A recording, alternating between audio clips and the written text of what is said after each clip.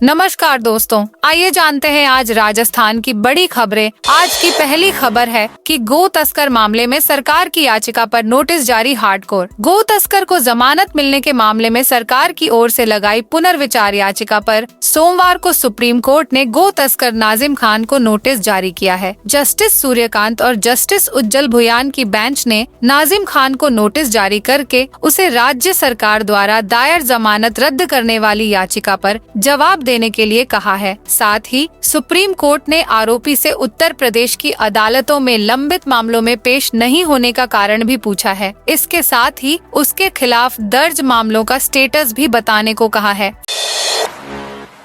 Phone tapping case में सरकारी गवाह बने लोकेश शर्मा। राजस्थान के बहुचर्चित फोन टैपिंग केस में नया मोड़ आ गया है। पूर्व सीएम अशोक गहलोत के ओएसडी रहे लोकेश शर्मा इस केस में सरकारी गवाह बन गए हैं। लोकेश शर्मा की सरकारी गवाह बनने की एप्लीकेशन को दिल्ली की पटियाला हाउस कोर्ट ने मंजूर कर लिया है। फोन टैपिंग केस में लोकेश शर्मा दिल्ली क्राइम ब्रांच में पहले ही बयान दे चुके हैं। अब इस केस में जांच आगे बढ़ सकती है। लोकेश शर्मा के सरकारी गवाह बनने के बाद अब इस केस में नया मोड़ आना तय है। दिल्ली पुलिस की क्राइम ब्रांच लोकेश के बयानों के आधार पर अब पूर्व सीएम अशोक गहलोत, पूर्व एसीएस होम, तत्कालीन डीजीपी और गहलोत राज के कुछ अफसरों से पूछताछ कर सकती है। सरकारी गवाह बनने से लोकेश शर्मा को इस केस में राहत मिल गई है।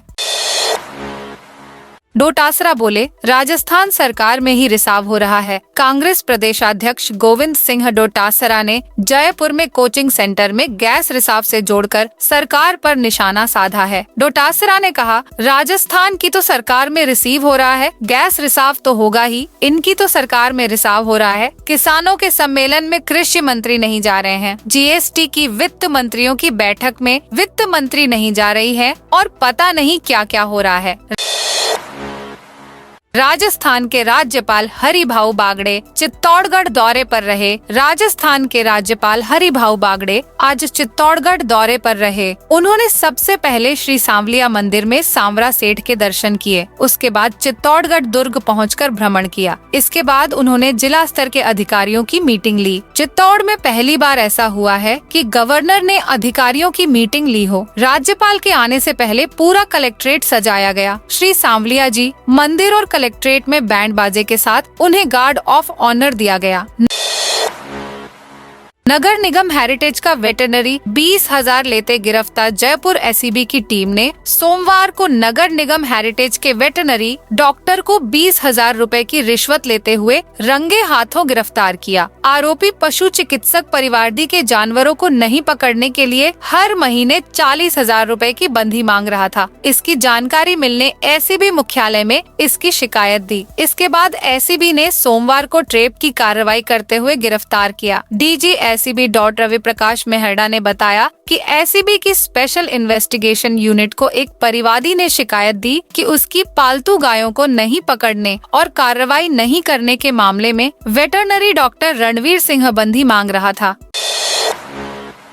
18 दिसंबर से शुरू होगी मूंगफली की सरकारी खरीद। राजस्थान राज्य सहकारी क्रय विक्रय संघ की ओर से हनुमानगढ़ जिला मुख्यालय पर शुरू किए गए खरीद केंद्र पर बुधवार से मूंगफली की न्यूनतम समर्थन मूल्य एमएसपी पर खरीद शुरू की जाएगी। मूंगफली की सरकारी खरीद के लिए समिति की ओर से सभी तैयारियां पूरी कर ली गई हैं। एमएसपी 6,783 रुपए प्रति क्विंटल के हिसाब से मूंगफली की खरीद होगी। खरीद केंद्र पर बारदाना की व्यवस्था कर ली गई है। प्रत्येक बैग में 35 किलोग्राम मूंगफली भरी जाएगी। प्रत्येक किसान से 5 क्विंटल 8 किलोग्राम प्रति बीघा के हिसाब से अधिकतम 40 क्विंटल मूंगफली की खरीद करने का प्रावधान है।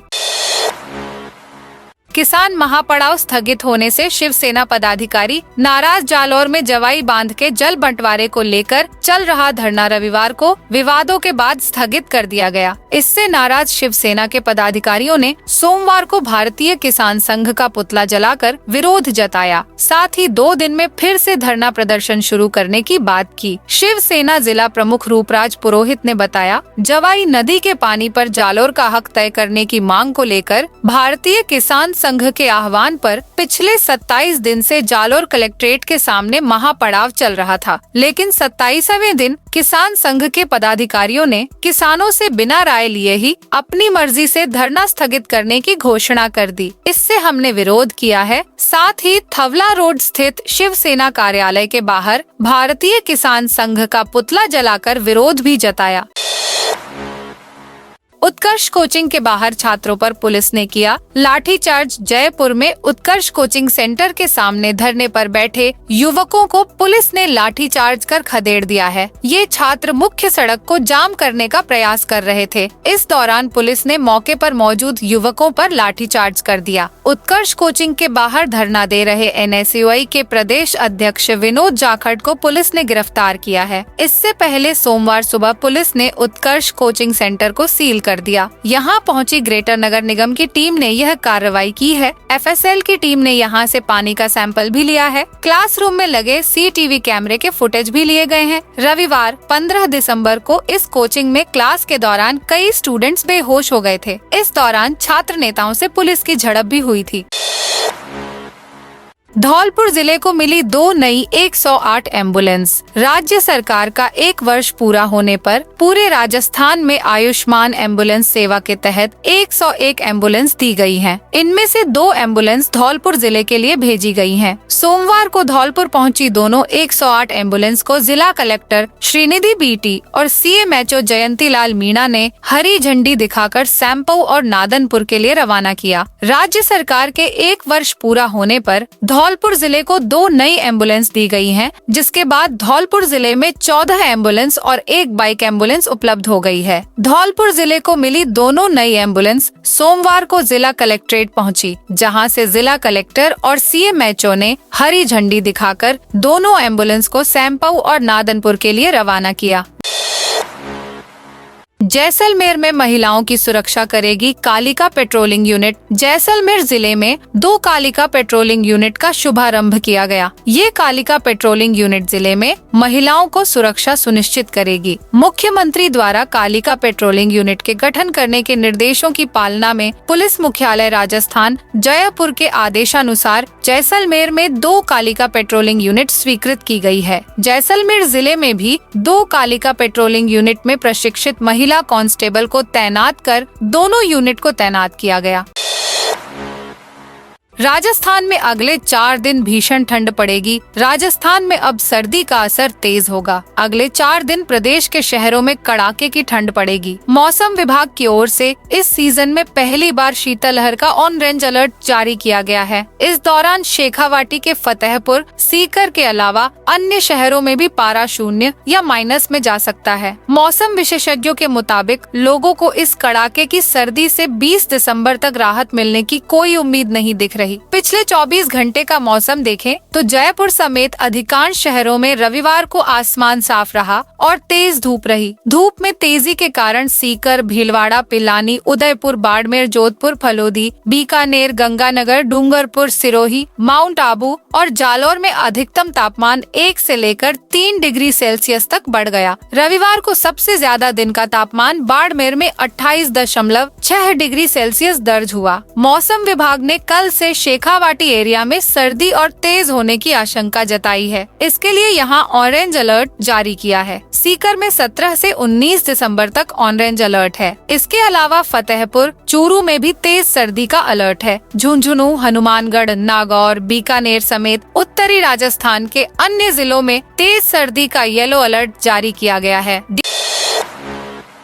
डीग में मंदिर में तोड़फोड़, देवी मां की मूर्ति तोड़ी। डीग जिले के गोपालगढ़ थाना इलाके में असामाजिक तत्वों ने एक धार्मिक स्थल में तोड़फोड़ की। सुबह जब स्थानीय लोग मंदिर में पूजा करने के लिए पहुंचे तो वहां देवी मां की मूर्ति खंडित मिली। इसके बाद पुलिस को सूचना दी गई। गोपालगढ़ निवासी विपुल शर्मा ने बताया, घटना बंजीरियावास गाँव की है। गाँव में एक दुर्गा देवी का मंदिर है जहाँ लोग पूजा करने के लिए आते हैं। आज सुबह जब लोग मंदिर पर पूजा करने के लिए गए तो मंदिर के बाहर दुर्गा माँ की मूर्ति टूटी हुई पड़ी थी। साथ ही मंदिर में अंदर सामान बिखरा हुआ पड़ा था। आसाराम ने पुणे जाने के लिए मांगा 14 दिन का समय। आसाराम की 17 दिन की पैरोल समय अवधि बढ़ाने के बाद आज उसके वकील ने हाई कोर्ट में पुणे के निजी अस्पताल में इलाज करवाने के लिए 2 सप्ताह के समय की मांग की है। वहीं आसाराम को चेकअप के लिए एलोपैथी डॉक्टर के पास ले गए थे। उन्होंने ट्रेवलिंग की स्थिति में नहीं होना बताया है। आसाराम को 17 दिन की पैरोल समय अवधि बढ़ाने के बाद आज उसके वकील रमेंद्र सलूजा ने हाई कोर्ट में पुणे के निजी अस्पताल में इलाज करवाने के लिए 2 सप्ताह का समय की मांग की है। आसाराम को चेकअप एलोपैथी डॉक्टर के पास ले गए थे। उन्होंने ट्रैवलिंग की स्थिति में नहीं होना बताया। ऐसे में आसाराम के वकील ने बताया कि हाई कोर्ट में एप्लीकेशन लगाई है। एप्लीकेशन में पुणे जाने के लिए 2 दिन से बढ़ाकर 2 सप्ताह की डिमांड की है। मामले में सुनवाई कल होने की संभावना है। डिस्कॉम के निजीकरण को लेकर विरोध अजमेर। डिस्कॉम के 17 जिलों के कार्मिकों ने निगमों के निजीकरण के विरोध में धरना देकर प्रदर्शन किया। यह धरना प्रदर्शन राजस्थान विद्युत संयुक्त संघर्ष समिति के आह्वान पर किया गया। निजीकरण के विरोध सहित पुरानी पेंशन योजना लागू करने, जीपीएफ कटौती चालू करने और सीपीएफ कटौती बंद करने की मांग भी की।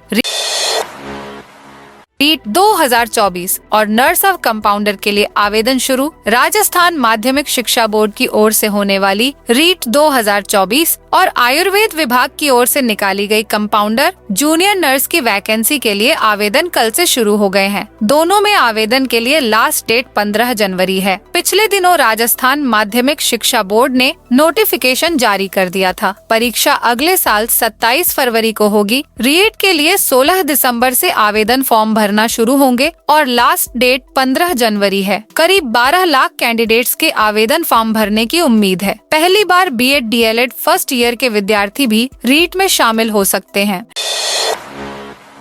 राजस्थान में 499 नए पशु चिकित्सा उप केंद्र खुलेंगे। इसके लिए सरकार ने प्रशासनिक और वित्तीय स्वीकृति जारी कर दी है। साथ ही इन केंद्रों के संचालन के लिए 998 नवीन पदों के सृजन की भी स्वीकृति दी गई है। नए पशु चिकित्सा उप केंद्र खुलने के बाद पशुओं की समस्याओं का निदान गाँवों में भी हो सकेगा। इन उप केंद्रों के संचालन के लिए पशुधन सहायक और पशुधन परिचर के 998 पदों के लिए भी स्वीकृति जारी की गई है, जिससे पशुओं के टीकाकरण आदि की सुविधा तथा उनको इलाज समय पर और नजदीक ही मिल सकेगा। साथ ही इन सभी उप केंद्रों पर आवश्यक उपकरणों और फर्नीचर आदि के लिए 30-30 हजार रुपए की स्वीकृति भी जारी की गई है। कोचिंग संस्थान हादसे पर डिप्टी सीएम प्रेमचंद बैरवा की सख्ती। जयपुर में एक कोचिंग संस्थान में रविवार शाम अचानक 10 छात्र छात्राएं बेहोश हो गए। इसके बाद कोचिंग संस्थान में अफरा तफरी मच गई। जिला प्रशासन अलर्ट मोड में आ गया है। इस हादसे पर राजस्थान के डिप्टी सीएम प्रेमचंद बैरवा का बड़ा बयान आया है। प्रेमचंद बैरवा ने कहा, निजी कोचिंग सेंटर में बेहोश छात्रों में अस्पताल में भर्ती किए गए थे। अस्पताल में भर्ती होने के बाद छात्रों की हालत अब स्थिर है। डिप्टी सीएम प्रेमचंद बैरवा ने घटना पर सख्ती दिखाते हुए कहा कि घटना की जांच के लिए एक समिति बनाई जाएगी, जिससे इस घटना का सच उजागर हो सके।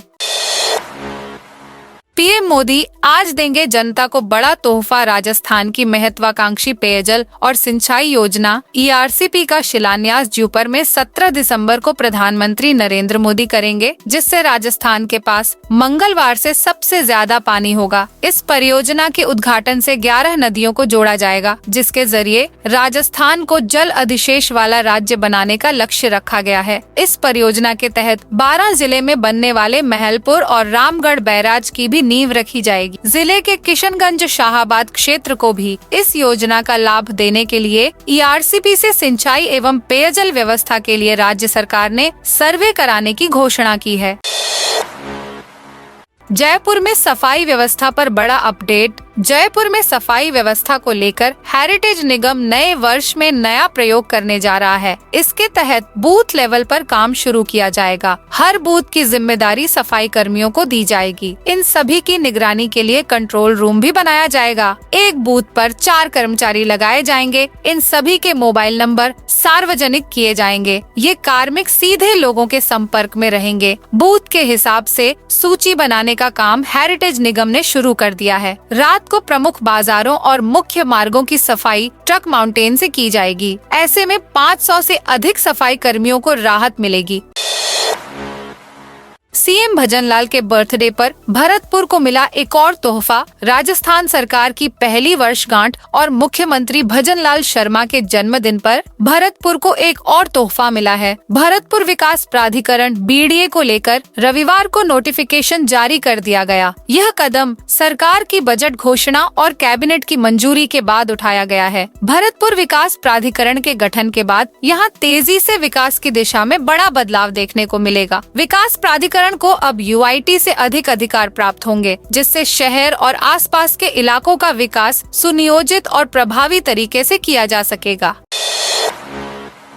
कोटा से चलेगी कुंभ स्पेशल ट्रेन। कोटा के सोगरिया से बनारस के बीच 17 जनवरी से शुरू होने वाली कुंभ स्पेशल ट्रेन के लिए रिजर्वेशन शुरू हो चुका है। यह ट्रेन सप्ताह में 2 दिन सोगरिया स्टेशन से मंगलवार और शुक्रवार से चलेगी। यह ट्रेन दोनों ओर से 7 फेरे करेगी। यात्री कुंभ स्पेशल ट्रेन में उपलब्ध सीटों की शीघ्र बुकिंग सेवा का लाभ किसी भी कंप्यूटरीकृत आरक्षण केंद्र अथवा ऑनलाइन IRCTC के माध्यम से ले सकते हैं।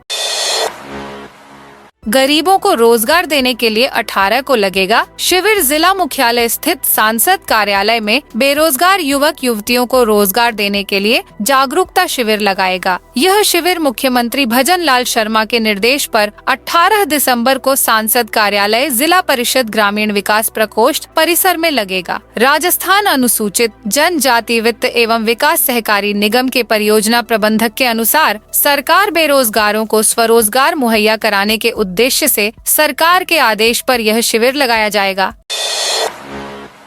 सीएम भजनलाल ने जन्मदिन पर गिरिराज जी के दर्शन। राजस्थान के मुख्यमंत्री भजनलाल शर्मा रविवार सुबह 9:30 पर पूंछरी का लौठा पहुँचे। यहाँ पहुँचने के बाद उन्होंने सबसे पहले मुकुट मुखारविंद में पूजा अर्चना की। इसके बाद वे श्रीनाथ जी मंदिर पहुँचे, जहाँ उन्होंने श्रीनाथ जी के दर्शन कर पूजा अर्चना की। पूजा के बाद मुख्यमंत्री भजनलाल शर्मा ने कई विकास कार्यों का लोकार्पण किया। तो दोस्तों, यह थी आज राजस्थान की बड़ी खबरें। आप इस वीडियो को कौन से जिले से देख रहे हैं, उस जिले का नाम जरूर बताइए।